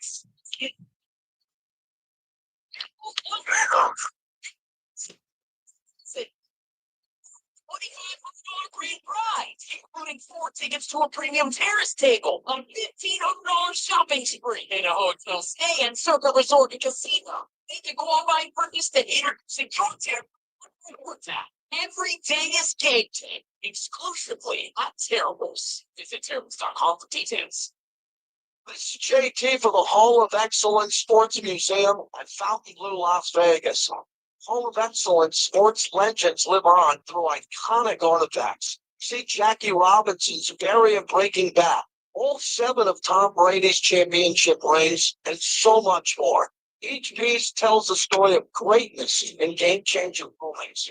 Experience the history. Get your tickets now at FountainBlueLasVegas.com. Welcome back to the JT the Brick Show. Brought to you by now 5 to 7 p.m. at midnight to 2 a.m.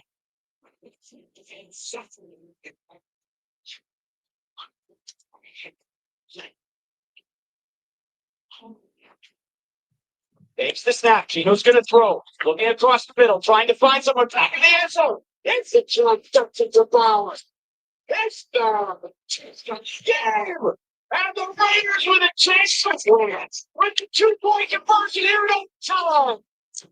That's Jason Horowitz on the call. I feel for Jason Horowitz. He's a really good play-by-play voice, and he deserves to call more victories and have these iconic moments. And I think he does a fabulous job, but it's hard to call a win if the team is finding ways to lose. So as we're sitting here, I'm looking at our chat on YouTube and reading my Twitter feed and all that. And I think today a lot of fans are okay. They're really pissed off that the Raiders lost. I am. But I think they saw some things that are encouraging. And the one thing I told Pete Carroll in the middle of our interview, because we went after bad tackling, the 68-yard field goal, Gino, everything we covered. There wasn't one thing we left out. Talked about poor tackling, not playing complimentary football. But I did say that what I'm optimistic about going forward is that Ashton Genty and Brock Bowers are not even at the beginning of their prime. You get into the prime of your career, year 4, 5, maybe 6, and then if you play another 8 years, you're in your prime for 4 or 5 of it. And then on the back end of your career, like Aaron Rodgers is no longer in his prime, but he's very productive. Travis Kelce is not in his prime, but he's very productive on a good team. You'd all agree Joe Flacco is not in his prime, right? Threw for 470 yards. 470. I mean, he's not in his prime. So we got 2 young studs on the team, but you need a lot more players. And we have to see some of the younger talent that was drafted go out and play. And I think the time is now. And I haven't said that in a long time. It's not being super negative because I don't support tanking. Lincoln Kennedy said, Lincoln Kennedy said, forget about me. I'm just a bloviator behind a microphone. Lincoln Kennedy played and was a 3-time Pro Bowler. Lincoln Kennedy said if he ever found out that any of his coaches on any of his teams quit or wanted to tank, he wouldn't play. He's never saw it. So if Lincoln Kennedy's never seen it, he's played, don't act like you've seen it. You haven't seen it. The only thing that's interesting in regards to the topic is letting younger players play. Because the younger players aren't as good as the veterans. They're not supposed to be as good. But do you think I care if a young offensive lineman isn't as good as Alex Kappa or Dylan Parham? I don't care anymore. Put them in. Let's see if they can block. Why were they drafted, Tonka Hemingway and J.J. Pegues? Very important players, drafted, not undrafted guys, drafted if they can't get on the field. I want to see what they can do on third down. Have you seen this team on third down? Have you watched this team on third down? And you don't think it's going to be better to let other players give it a shot? You're not going to take Max Crosby off the field. How much more do you want to see of Tyree Wilson, honestly? Someone call me and let me know or tweet at me. How much more do you want to see of Tyree? I like Tyree as a guy. I see him in the building. Think he's a good kid. How much more do you want to see? How many more games where he doesn't get to the quarterback? He doesn't knock a ball down. He doesn't make a play. Now, I'm sure there's some plays that I'm not breaking down every inch of film where he does something encouraging. I get it. But there's stars all around this league. We need star players.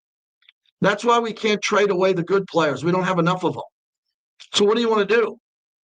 But you also don't want to trade away Tyree Wilson, who was a first-round pick, 7th overall, for a 5th-round pick. How nuts you got to be? You think there's going to be a GM in the league that gives the Raiders a 4th-round pick for Tyree Wilson? No. And I would rather develop Tyree Wilson another year, believe it or not. I don't love this topic, but I'd rather do it again, not re-sign him, and let's see if he can get a little bit better instead of getting nothing for him in return.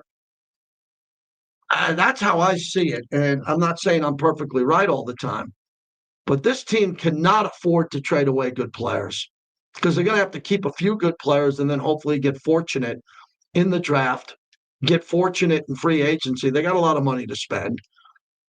But I don't know of anybody that I know of who wants Geno back next year. Do you know of anybody who wants Geno back next year? You know one person who wants Geno back next year now. That could change. I like the signing of Geno, I think, was very vetted and solid. They signed a very good Geno Smith, a good player, top 10 in the league in multiple categories. Percentage, passing percentage, come from behind wins, all the things he had. They weren't made up. It wasn't a fake resume. Geno didn't have a fake resume that was printed at Kinko's. It was real. It was his stats. He's a good player in this league. But Carroll isn't used to this record. Robert in Portland, good to hear from you. What's happening?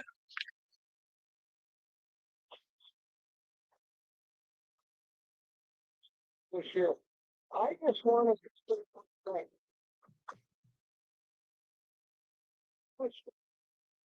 Particularly here with Seattle at the beginning, with the worst record in student six. Yeah. This whole team, I thought it's yeah. I just think that for the team and we don't have Bill Allen up.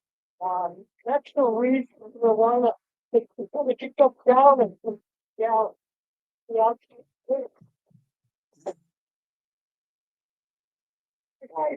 Second in the reason behind zero. That's how Williams is important. Russians is important. But the offensive line and a football team, I admit, but you get from back to 53 times you had ball control and throw. I don't think that's what I looked at that. We don't sustain drives. It's like everything comes down to third down. We had a 4th down and we threw an incomplete bomb on 4th and 1. Could have won the game for us if we got a 1st down. We're throwing the ball away. We can't sustain drives with this team all year long. And then finally we scored 29 points and it feels good. At least there was some entertainment involved with this game with Brock Bowers, right?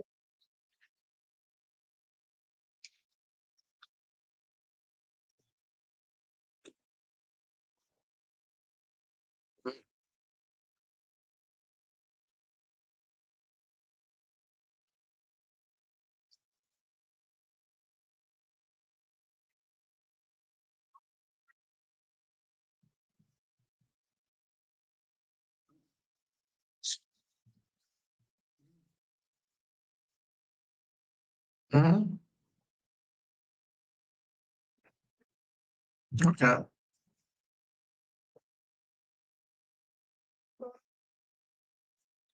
Thanks for the call, Robert. I agree. I don't think Pete Carroll wants to lose his first game at Mile High. But what gives you any indication that he's going to beat a 7-win team the way this team is playing? Levi Edwards joins us from Raiders.com. I mean, what's so crushing about this loss is that we would have had 4 days to talk about a win, a dramatic, entertaining game, and a fun win, with Gino with 4 touchdowns and Brock having a monumental game going into Denver. That 2-point conversion failure now has everybody's skies falling. Yeah, I think what really sucks about this game, JT, is everybody is going to point to the 2-point conversion and be like, this is why we lost this game, because we couldn't convert on this. But if you just go over the entire game in its entirety, obviously, there's so many other things that could have even prevented this game from going to overtime to begin with. It should have never even went to overtime. And there's a lot of things the Jags could have done better. But I just think that the Raiders had a lot of bad breaks. I think there was a lot of opportunities for them to put up more points on the board. Mm-hmm. Also, a lot of more opportunities for them to limit points from the Jaguars. I think we're just going back watching this game. I really do think for the large majority of the game, the Raiders were the better team, and they just couldn't find a way to bring it out. So that's very disheartening. But at the same time, you can use it as optimism. Yeah, I think the Raiders they should have won the game. That's not a reach. They gave up a 68-yard field goal. That's not rare. It's never happened before. So it doesn't fall in the rare category. It was impossible. Yeah, it's impossible until yesterday. They missed an extra point, which for Carlson is hard to do. But the long drives and the almost 43 minutes of time of possession is troubling because the concept of this zone is not working. It hasn't worked all year.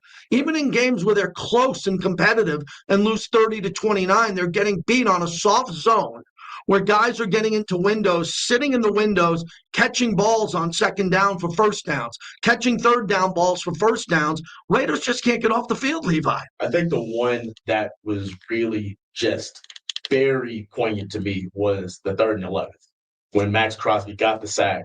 The crowd is erupting. You can smell the blood in the water, literally, where you're about to get off the field.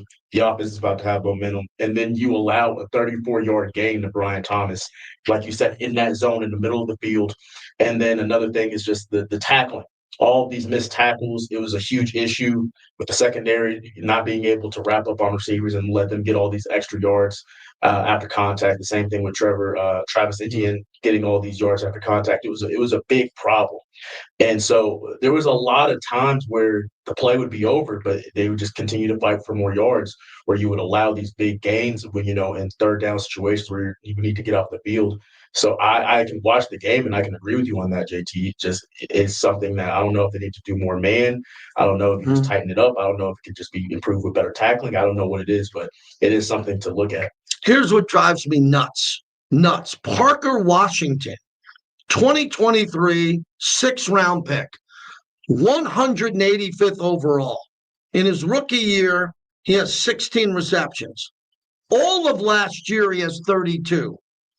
He comes in here and flat out has a big game. And we don't even have Dante Thornton dressed to play, who's a 4th-round pick. This guy's a 6th-round pick, and this guy had a big game. And a lot of people consider him, he's in the NFL, so I'm going to give him credit for being there. But we got Jack Bash in the 2nd round and Dante Thornton in the 1st round. So our young guys got to contribute here sooner or later. I understand why you bring in Tyler Lockett over Jack Bash. He's better than Jack Bash. Jack's a rookie who's developing, but Jack's also a 2nd-round pick. I want to see Jack on 3rd and 7 with the game on the line make a big play. Well, it's just a really tricky situation that they're still trying to figure out because it's one of those things where you have to determine, like, do I want to try to win now? Do I want to go with these guys that are going to win me the game now and stunt the development of my guys who could be the future of this team? Or do you let them get those reps now? Do you let them work out those kinks now so they can become better players over time? And then you are a powerhouse for the future. So it's a really hard fine line because I do think that, Tyler Lockett, granted, the amount of snaps that he did play, not a whole lot, but still a lot more than we would have expected. Yeah. And he was very pivotal in the Ashton Jeanty touchdown where he set the huge block for him to go in and score after he beat the tackle. So I'm not necessarily surprised by that. But like you said, JT, these young guys do need to play. When you draft these guys and, granted, they're going to have their growing pains like any other rookie, but I don't want to see them, get their development stunted, especially with how the DBs played yesterday. In 30 seconds, what do the Raiders have to do to keep it close against Denver to steal a win on the road? They got to play physical. Denver is a physical-ass team. They have to be able to go and finish, wrap up, get these guys down to the ground. And then on top of that, on both sides of the ball, the offensive line, that's not going to be an easy day. No Patrick Surtain, that doesn't matter. When you have Nick Bonito and Zach Allen on the line of scrimmage coming at you. So they have to be very physical as a team if they want to have any shot. That's Levi Edwards. Thanks to Paul Gutierrez. Thanks to Mark Anderson and Sam Munson. It's a hell of a show. Wish they would have won the game. I'd be in a better mood. But thanks to everybody, all the bricklayers, everybody there. Angelo, great job as always. The entire team here at Silver and Black Productions. Q's coming up next. Oh, it's Q's birthday today.